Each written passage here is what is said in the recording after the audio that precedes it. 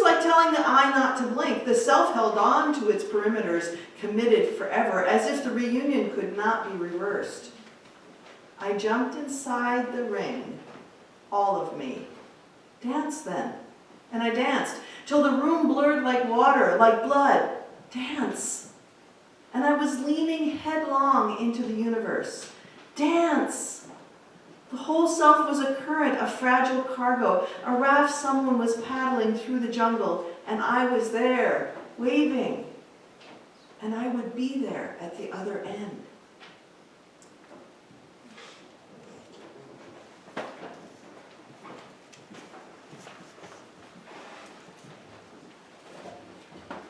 Each week we have an opportunity to express our values through sharing our resources. Resources which are the material representation of our energy in the world. We give not because we are obligated to, but because through our giving this community offers us meaning and support. We give not because it makes the church possible, but because the church helps make all of us together possible. This morning's offering will be gratefully received. May it be joyfully given. Will the ushers please come forward?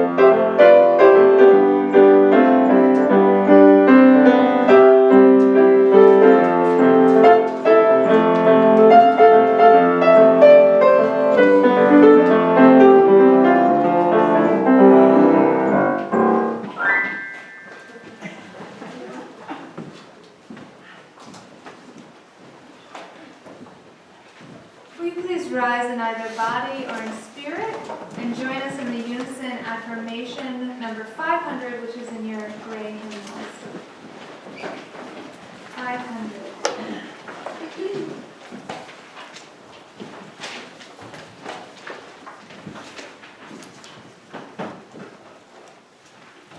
Marvelous truth, confront us at every turn, in every guise, iron wall, egg, dark horse, shadow, cloud of breath on the air. Dwell in our crowded hearts, our steaming bathrooms, kitchens full of things to be done, the ordinary streets. Thrust close your smile that we know you, terrible joy. And will you join me in the sermon hymn, which is number 396? I know this rose will open. We are going to go ahead and sing this all together, but we're going to sing it 4 times through. 4 times. So if anyone feels like they want to start the second round, you go on ahead. But we're going to for sure sing together 4 times through.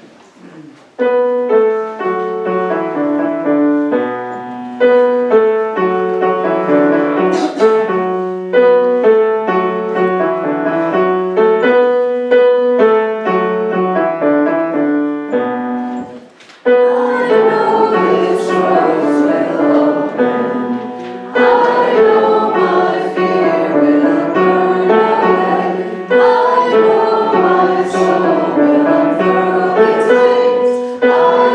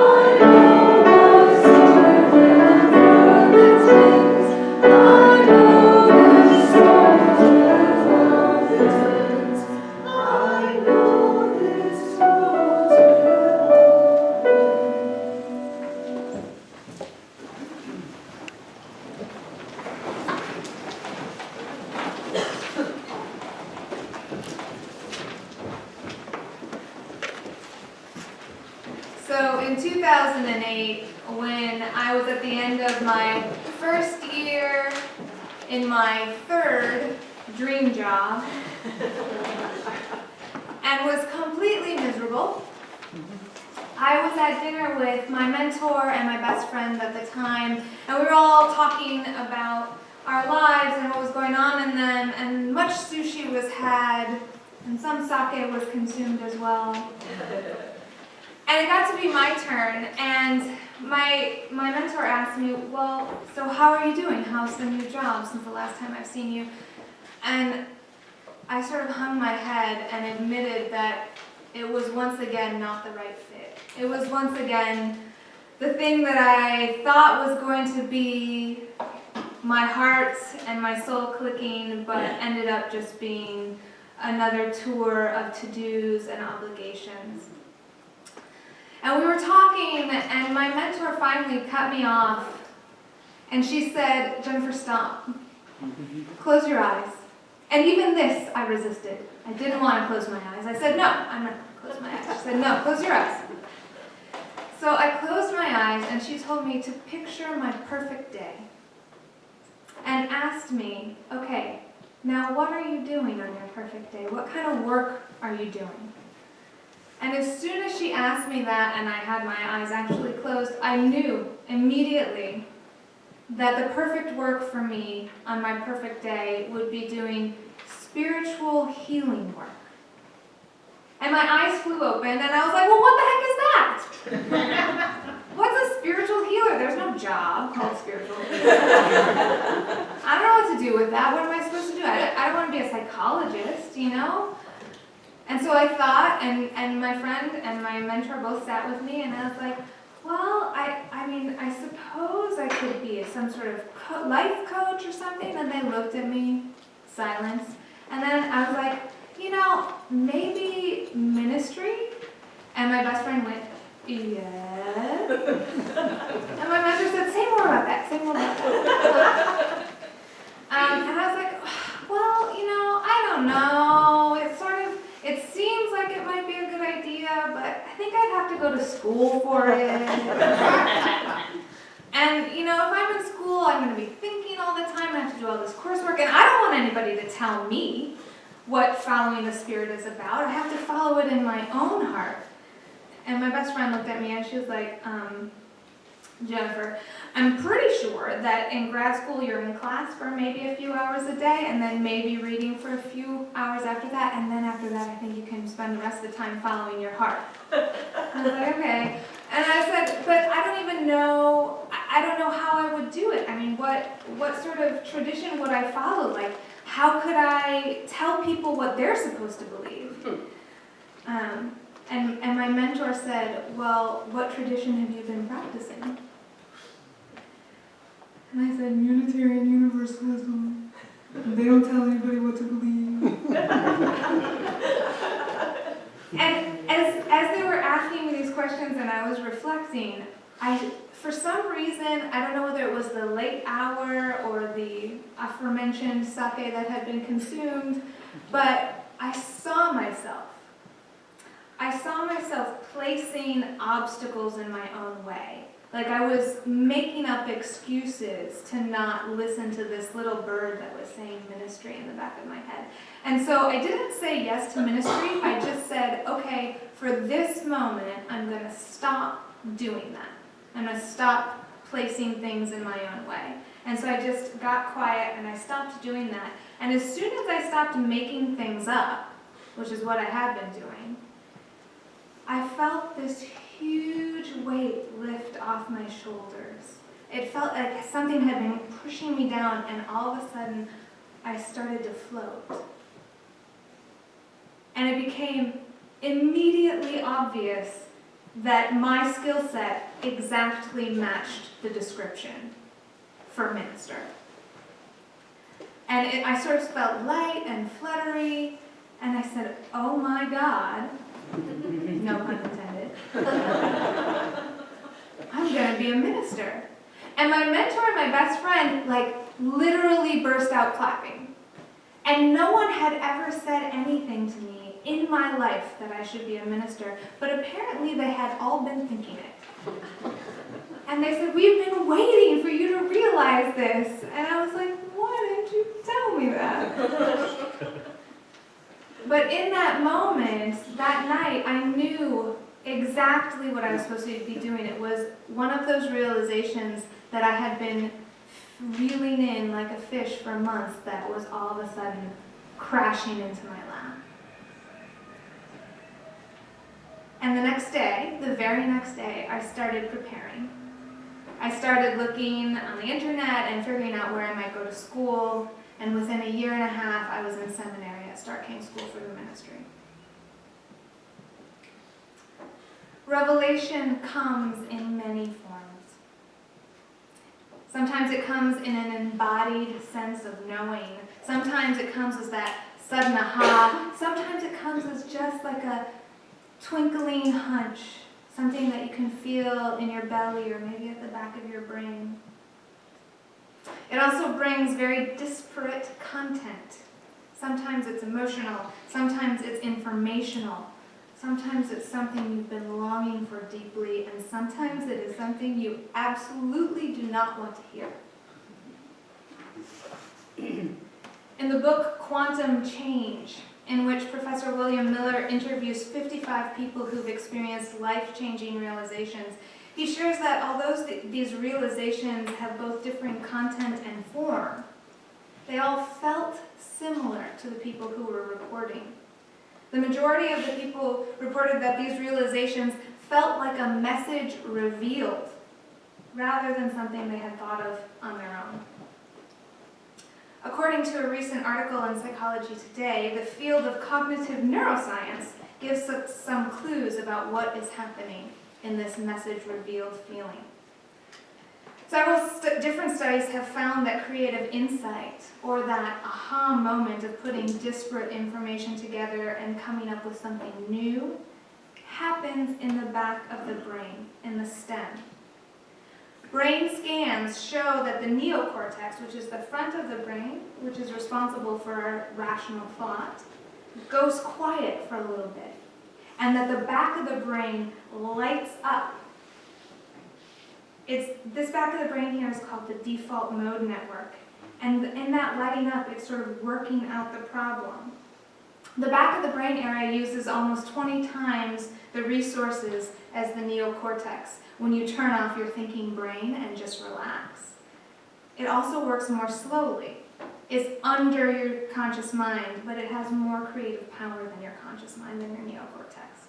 So when it comes up with an answer, the answer gets pushed up from the back of the brain into the front of the brain and arrives fully formed in consciousness.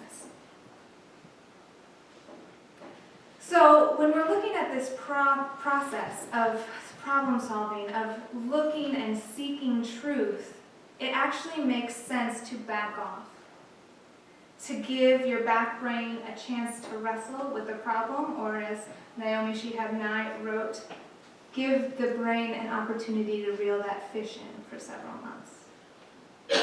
A lot of creative people have default mode network time built into their process.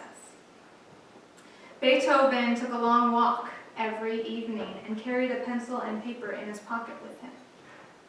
John Milton included several hours of preparation for writing each day, an hour of meditation, several hours of reading, 4 hours walking back and forth in his garden, and only 3 hours of actual writing every day. Charles Darwin took 3 walks per day and spent 2 hours lying awake in bed each night, solving problems.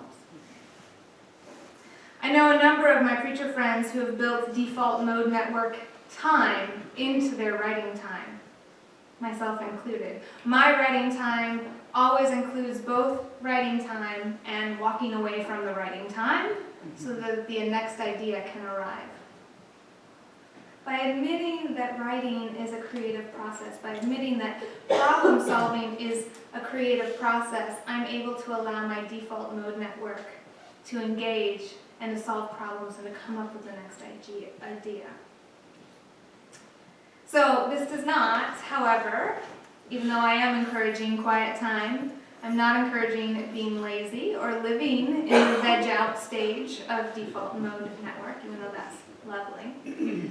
The back brain needs all the information that's necessary in order to come up with that aha moment. So in order for the back brain to do the work, to come up with a creative solution, it needs every single piece of the puzzle in order to come up with that. So your neocortex, your conscious brain, you have to gather all that information. So if you're missing a crucial piece of the puzzle, that magical, fully formed solution is not going to arrive. So you have to combine the practice of daily work, of gathering information, with downtime, default mode network time, in order to come up with that combination that produces an aha. But this is a tricky balance, because how are you supposed to know if you have all the pieces yet if you haven't come up with the solution? How do you know if you've actually reached the mountaintop, the whole self fully formed, or whether you're just on a lovely plateau on the way up? So first of all, it's a daily practice.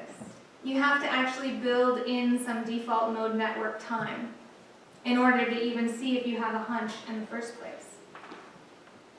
And I would say that creating this kind of time is countercultural. We've all inherited a Puritan work ethic that encourages a bootstrap mentality of going at every problem head on and working. Doing, until it's done. And on top of that, in our modern age of endless entertainment and possibilities for distraction, even our downtime isn't really downtime.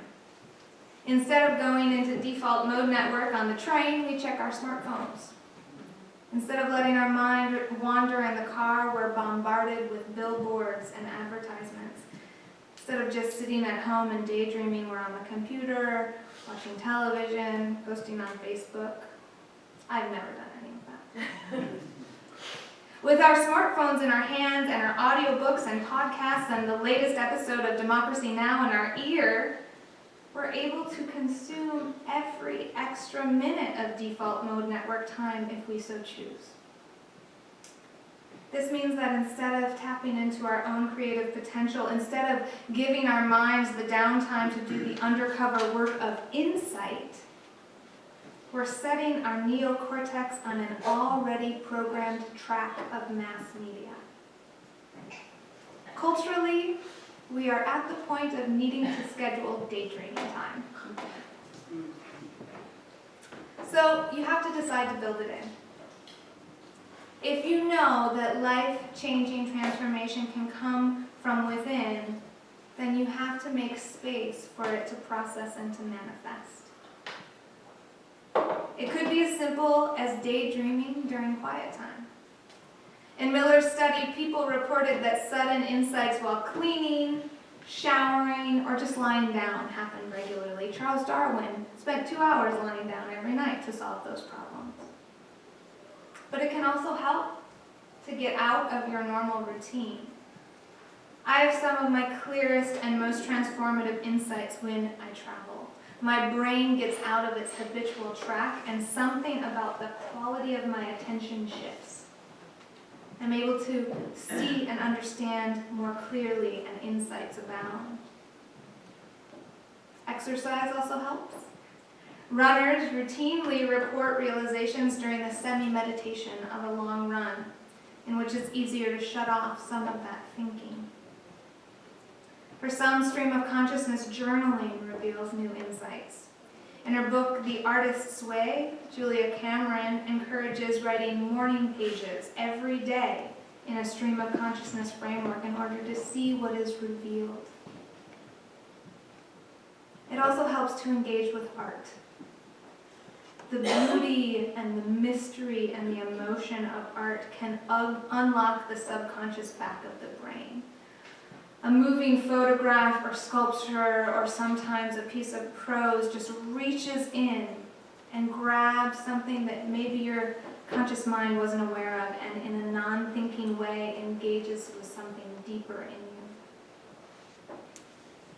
And then, once the movement starts, you have to just let it move.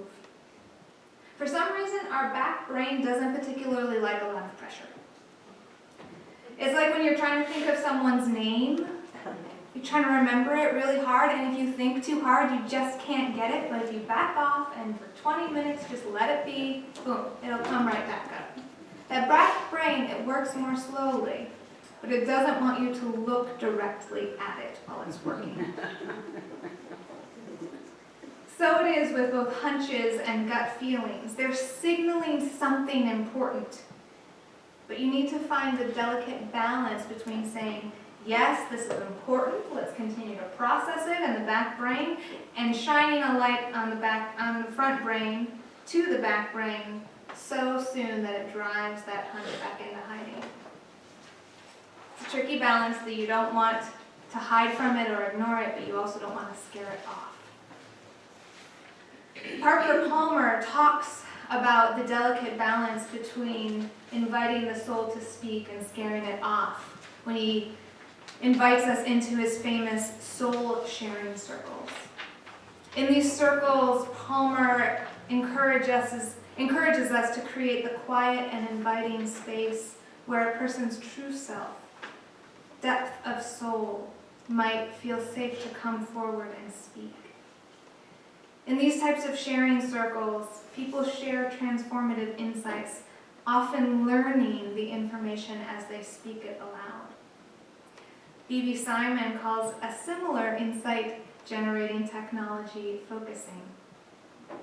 There are methods for doing this in groups, and there are also methods for doing it individually. There's technology that's been developed, sometimes recently, sometimes over hundreds of years, sometimes over millennia.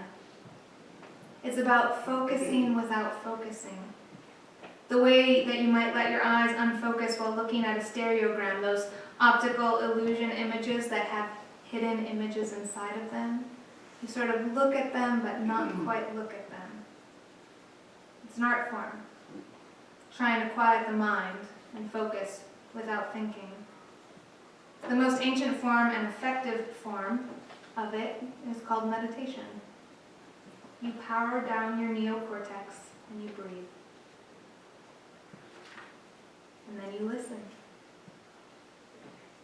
Whatever you want to call it. Your back brain, your inner voice, God, your soul, the collective unconscious, your subconscious, that thing has insight to share with you. Your job is to make space for it to speak, and then your job is to listen to what it has to say.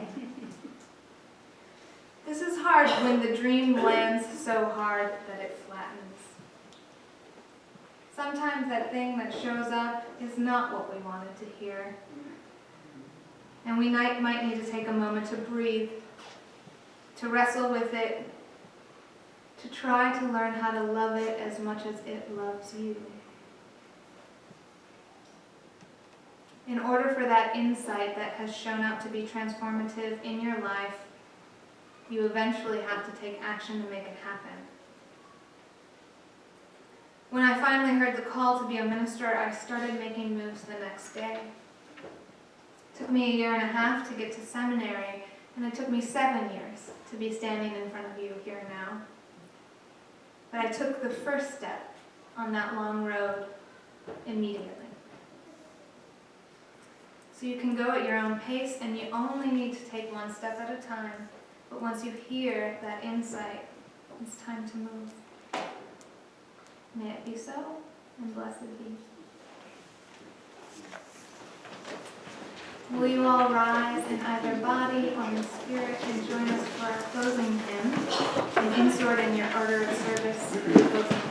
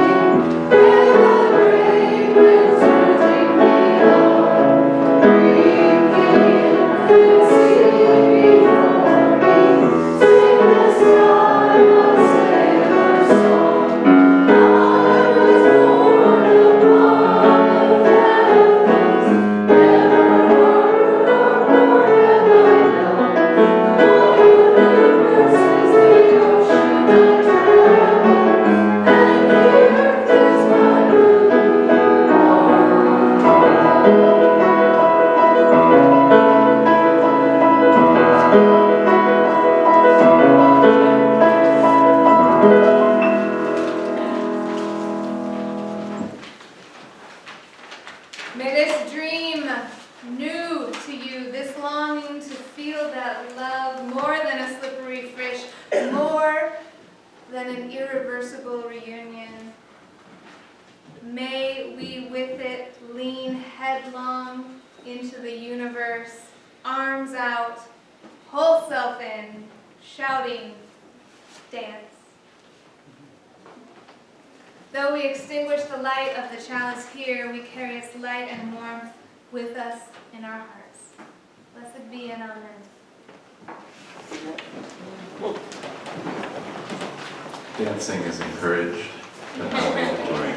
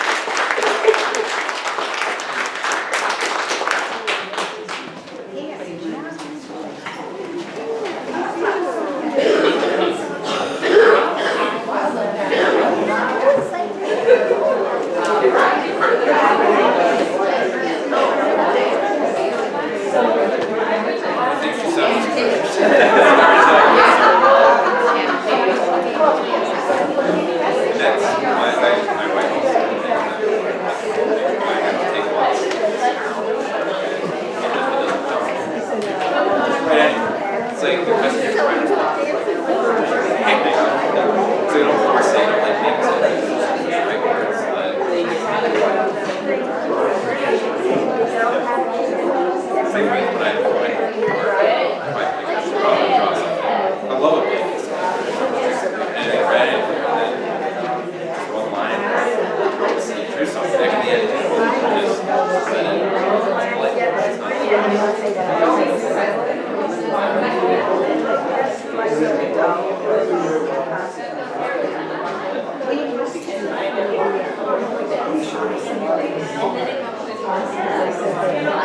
And